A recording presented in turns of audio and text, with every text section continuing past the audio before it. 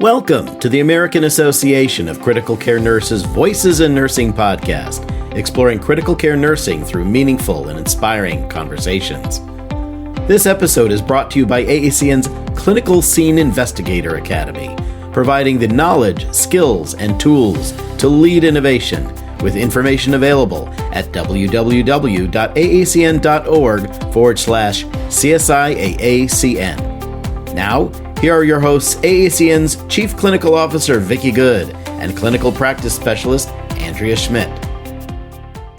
Welcome to AACN's Voices in Nursing podcast. This is Vicki Good, and I am joined by my co-host, Andrea Schmidt. Hi, this is Andrea. We want to welcome Phuc Anh Nguyen and Randy Padua from the University of California Medical Center and the Irvine campus specifically, to discuss how nurses, direct care nurses more specifically, can make impactful change in their unit by both saving lives and positively impacting the unit operations. Before we get started, I would like for both of you to introduce yourself. So Annie, would you like to start by telling us a little bit about yourself? Sure. Like Vicki said, my name is Phuc Anh, but I go by Annie because it's just a lot easier for everybody. I have been a nurse for 15 years now, a registered nurse.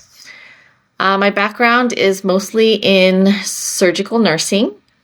I did join UCI about 5 years ago, and I love it there so far. I am still currently a bedside nurse, and I'm loving every minute of it. I'm learning a lot. I have a master's degree in nursing education, and I also do that as an adjunct at one of the universities here in Orange County. Great. And Randy, I love the fact that you're still enjoying bedside nursing, because that is what we need, is many, many more bedside nurses. So Randy, can you tell us a little bit about yourself? Yes, thank you, Vicki. My name is Randy Mark Padua. I've been a nurse for a little over 15 years, like Annie.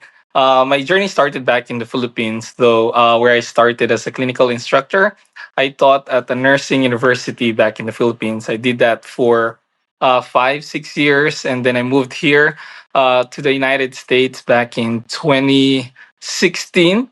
And since then, my clinical experience has always been step down and a little of med-surg telemetry.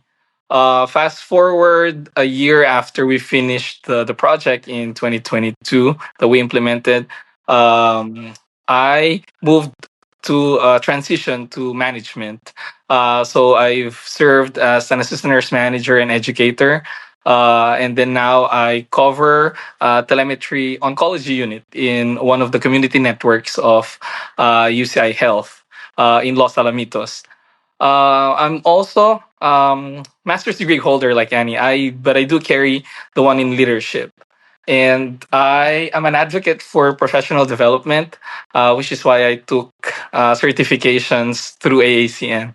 Awesome. What we're going to talk about today is specifically your experience in our Clinical Scene Investigator program, which we like to call CSI.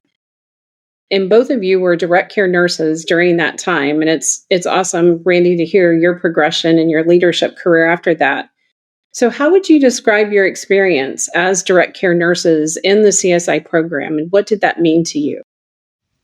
It was definitely a positive experience. I, for one, had so much fun doing it, although at the time it was pretty difficult because it was just Randy and I. And usually, I believe they encourage about 4 to 5 participants or more, but it was only us two. And so we took the challenge and we learned so much. And I have all good things to say. To me, it was very empowering. Like the power that a bedside nurse can do that impacts not only the organization as a whole, but also the lives of the patients and the families we care for. We also got to see the things that happen at the backstage, which we normally wouldn't know as bedside nurses, like the things related to purchasing, the things related to all of the finance stuff that go at the background that we didn't know. Yeah, and that's so important.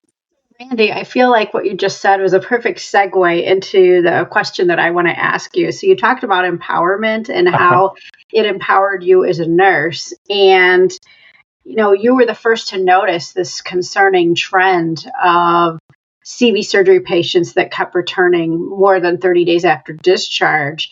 I think also with that educator lens, maybe you are more in tune to some of those things. But would you tell us how you discovered this? And what was your manager's initial response to this concern that you had? It almost sounded like a common knowledge for everyone during that time when people that we saw after surgery kept coming back for surgical site infection. Um, it was it was very alarming. Number one, because we thought we were doing a great job at caring for these post open heart patients, but then they come back 30 days after 30 days, coming for infection, coming for complications that we could have prevented, given provided Mhm. we gave them enough education and resources. Um, we brought it out to our manager through AACN. Actually, it was a common knowledge. We were already planning to target the infections, but then building up into the project, I think, or building up into the whole experience, I think it was almost. It almost sounds like the right time. Everything, right opportunity, right time, right place, happened. Um, I can pass it on to Annie to discuss further. But yeah, it was the first time we heard about the CSI thing. Was I personally heard about it was in 2021, a year after we opened our unit in CV surgery, which was in 2020. But back then, we didn't really have enough data to participate in the project. And then another opportunity came a year after when we have enough data, and at the same time, the problem was persistent. That's great information. Thank you so much for sharing. Annie, do you have anything additional that you would like to add to that? This first came to me, so I didn't hear about it in 2020 when we first opened, but it came to me via email from our manager saying there's this great project with the AACN. Who would like to participate? And if you would like to participate, what kind of problems are you looking to solve?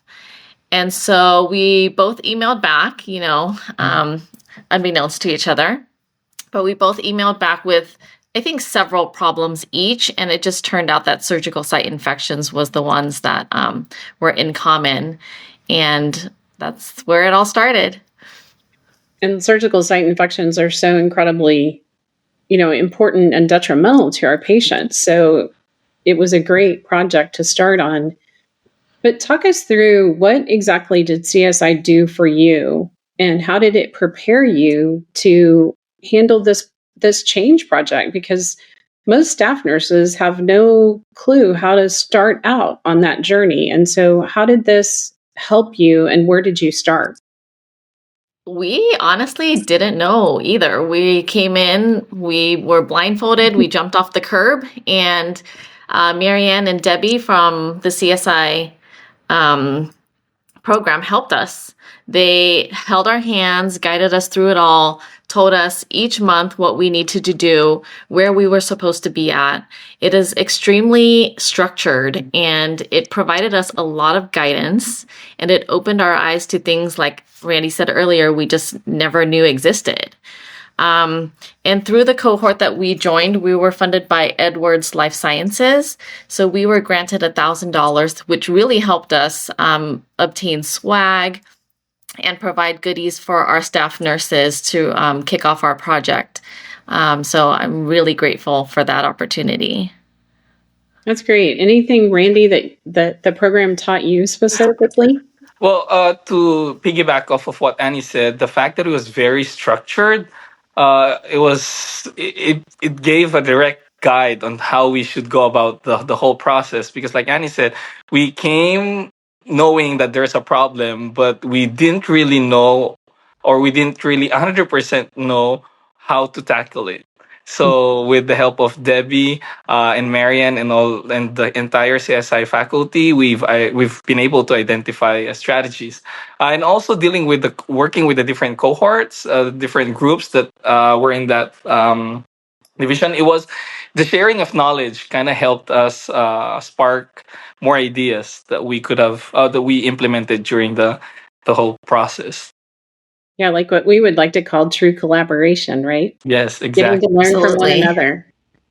So, Andrea, I think you have the next question. I do. And I was just thinking about, how great it is to be able to have that type of support. And Annie, as an educator, can you talk our listeners through a little bit about what the training was like that you received from the CSI Academy? And, is that different than other types of education you've received, especially when it comes to measuring outcomes, implementing change, and things like that? Since it's sort of non-clinical education, it's different.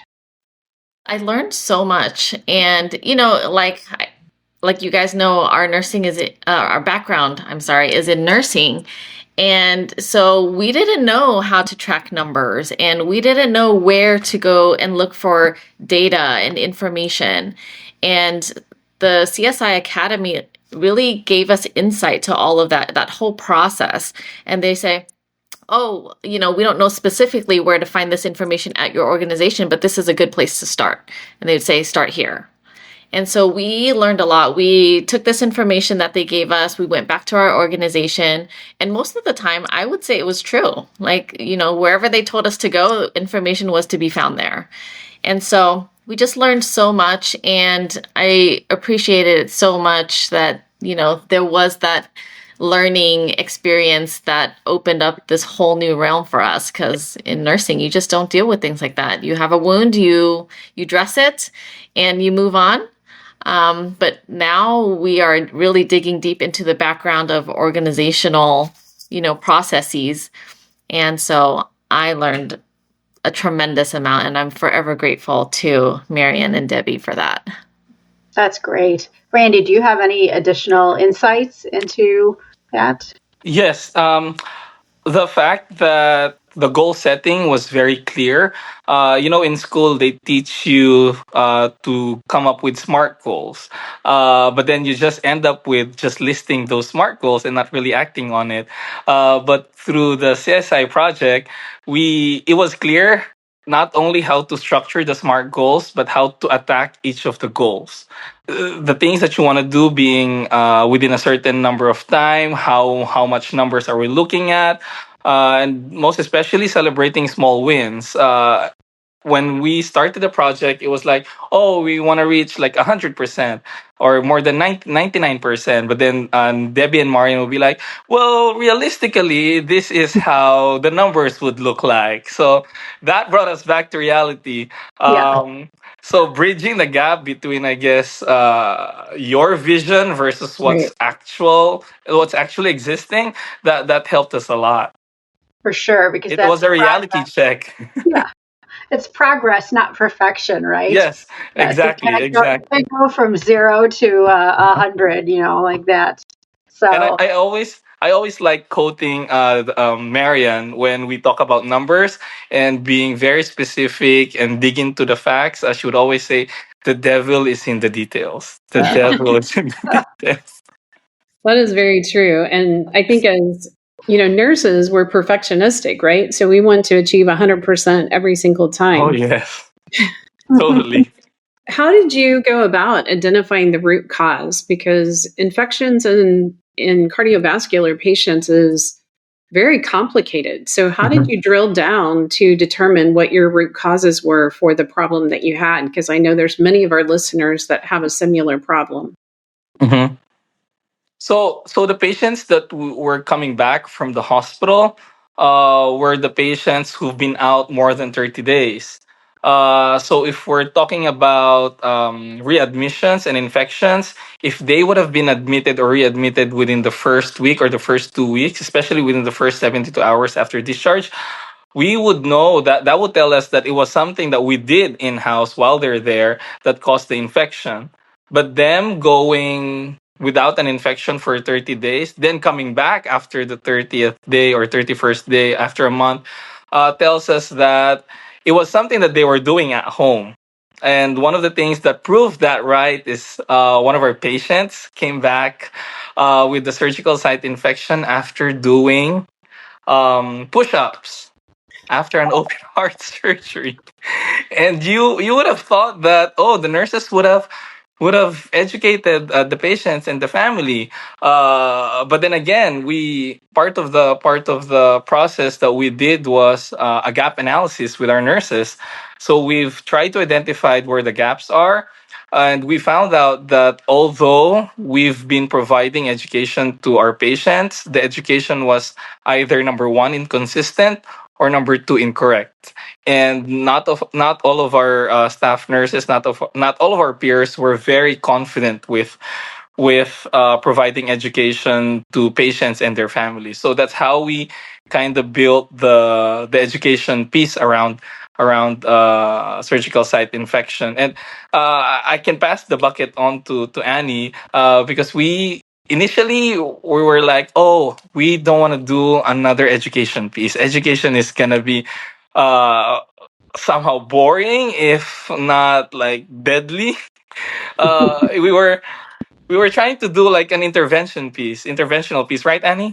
Correct. Correct. When we came up with the numbers of surgical site infections, we're like, okay, great. This is an interventional piece. We're going to teach them how to care for their incision.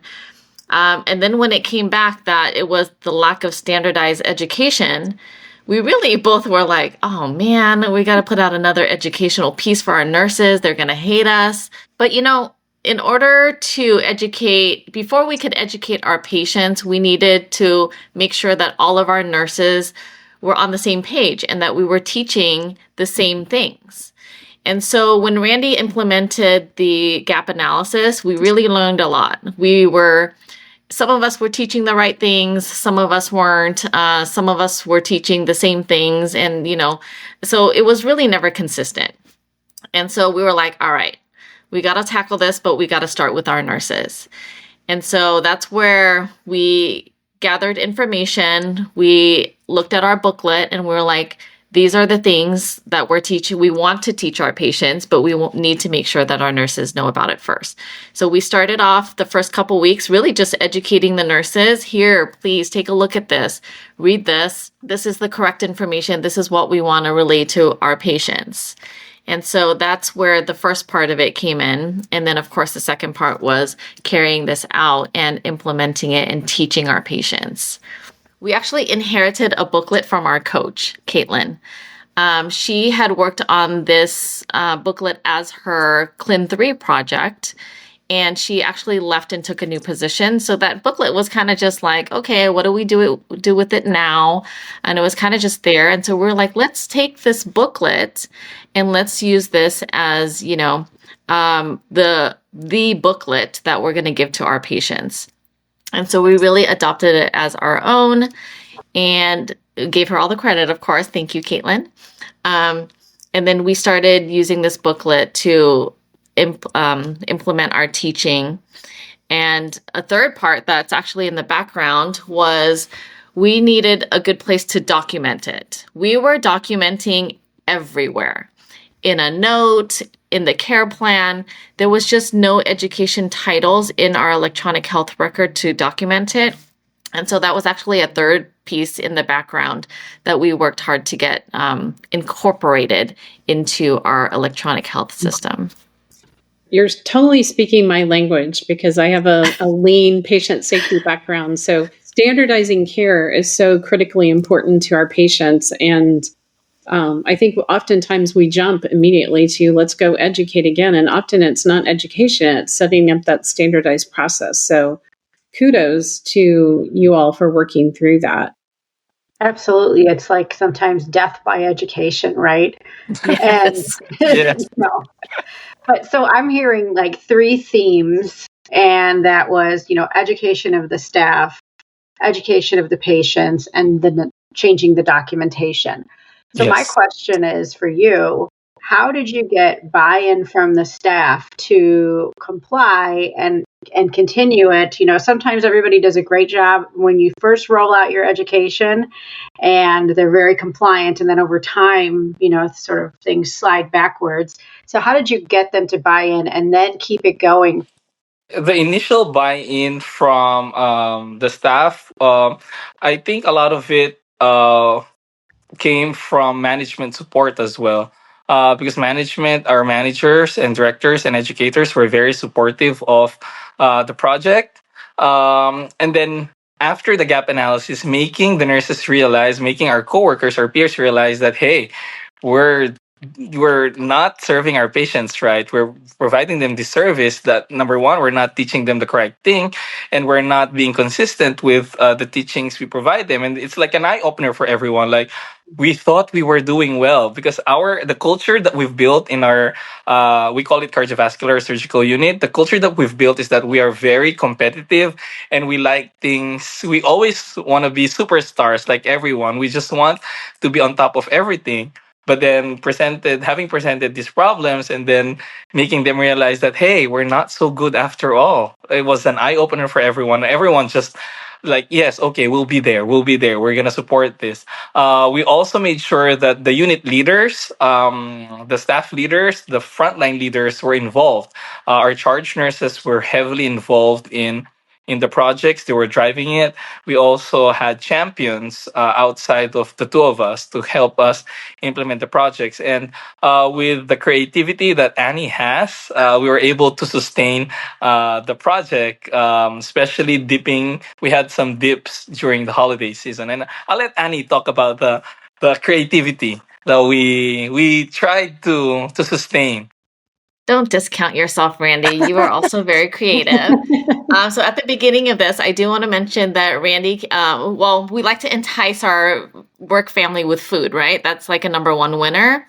And so to kick off this project and to, kind of grab everyone's attention, Randy gave them a romantic lunch, which we just provided a bunch of different like top ramen noodles to get their participation and to get them to huddle while we were providing our education to them. And then we also did a dumpling day. Randy, can you remind me what we called that one? I think I called it dumpling good is coming your way. Yes. Oh, how cute. Yes. So Randy is also actually pretty creative as well.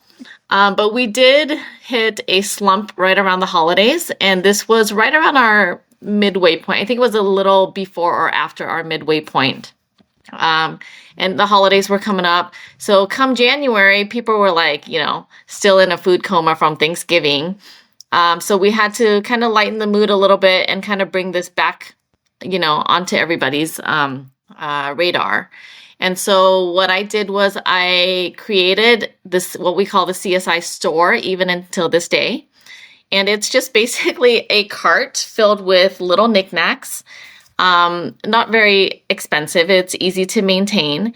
And so with each booklet that we gave to the patients, I would attach a raffle ticket. And that raffle ticket is in turn currency to buy things at the CSI store. So one ticket per booklet. So if you provided education to 5 patients, you had 5 tickets, which would equal to, whatever that item was worth in the store. So it ranges now, but I have items that you could buy with 1 ticket, or you could save up 3 tickets, 5 tickets, 10 tickets, and buy goodies. And so that store is still maintained up until today. And people are still collecting tickets to purchase goodies at this store. So another way to embrace meaningful recognition in a different way that motivates all of us. We also learned from Mary and Debbie and the other participants in the cohort that having a visual representation of what's going on helps people be on the same page. So Annie and I came up with our own journey board for the whole project. So the journey board had all of our faces in the unit. Someone was also creative in the unit. One of the charge nurses made a cutout of all of our heads and put it in the journey board. So from every every milestone that since we live in SoCal, right? So the background of the journey board is just us hanging out at the beach, and then we are all in a truck, like a jeepney or something like that. So each milestone we achieve, we move the truck in the phases of the journey throughout the journey. That kind of put everything into perspective and reminded everyone that hey, we have a goal and we should be on this month we should be headed to this direction. And people who would float to our units, because we also get people from float pools, nurses from float pool, they it becomes a conversation starter though. So what's going on here? What's going on here? So we also involve them in the project as well, so they know what's going on. And it was just great that everyone saw the journey and everyone saw it finish. That is so great. Well, and visual cues are so critically important to getting any change to stick.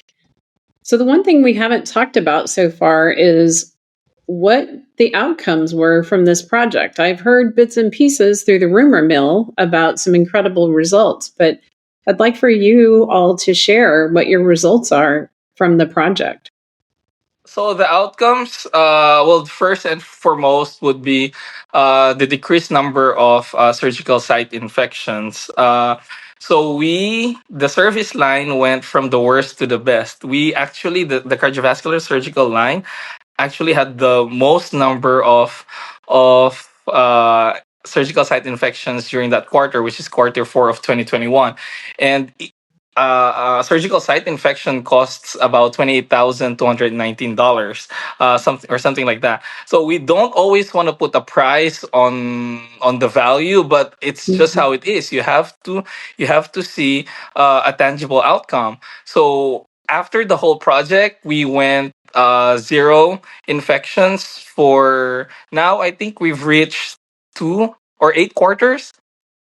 Wow. 8 quarters without surgical site infection. But when we presented this project back in NTI, the annual savings was like close to 400,000. That was a huge win for patients and the organization, because the patients were able to save and the organization was able to save as well.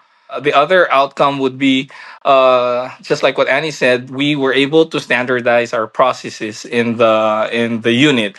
So the idea was when a patient decides to go through cabbage, we handed out the booklet at that point where they say yes. Where when they sign the consent, then they get the education. That way, they receive the education before the surgery. They know what to expect, and then they continue the education after discharge. Mm-hmm. And then, like what Annie mentioned, the integration of the documentation piece in our electronic health record was a huge change in the department. Yeah, and Annie, did you also see any secondary outcomes from your staff, greater staff engagement, satisfaction, anything like that as well?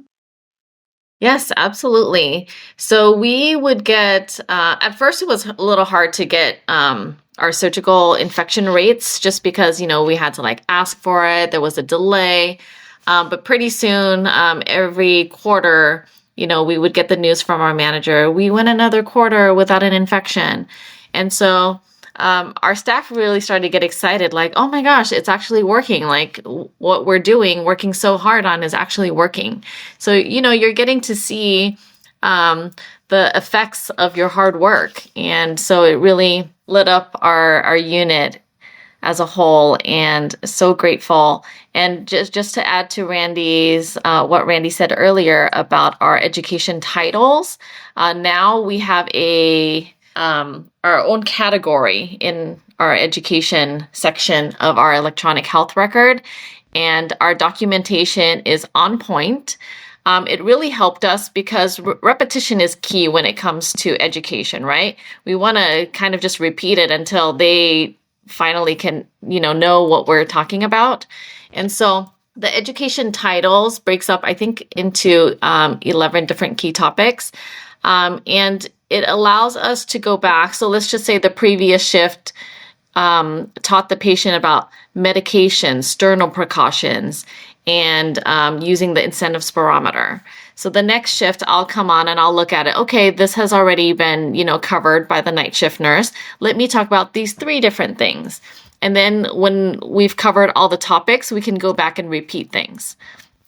And by the time they discharge, hopefully they'll know a lot of this by heart already. And then we just have them refer to the booklet when, it's something they're not familiar with.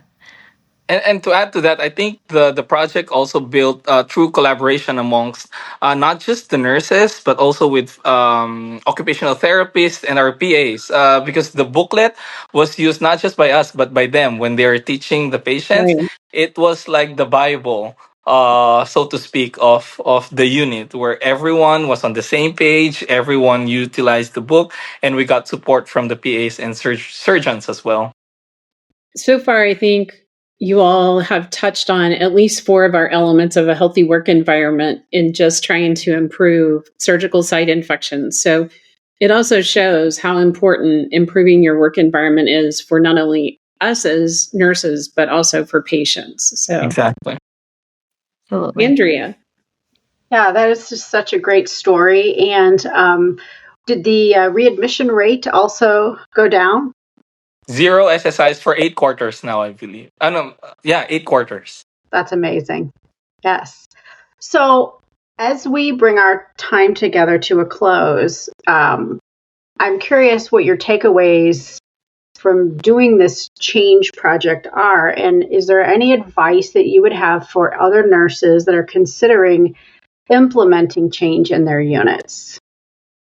My mentality as a nurse was always that I treat my patients as my family.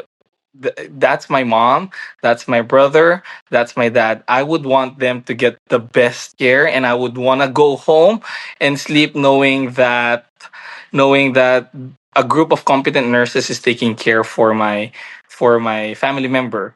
So what I would say is to continue, just go for it, and if you see any problem or if you see a trend, always have the courage to speak up, because your power as a frontline nurse goes beyond what you administer at the bedside.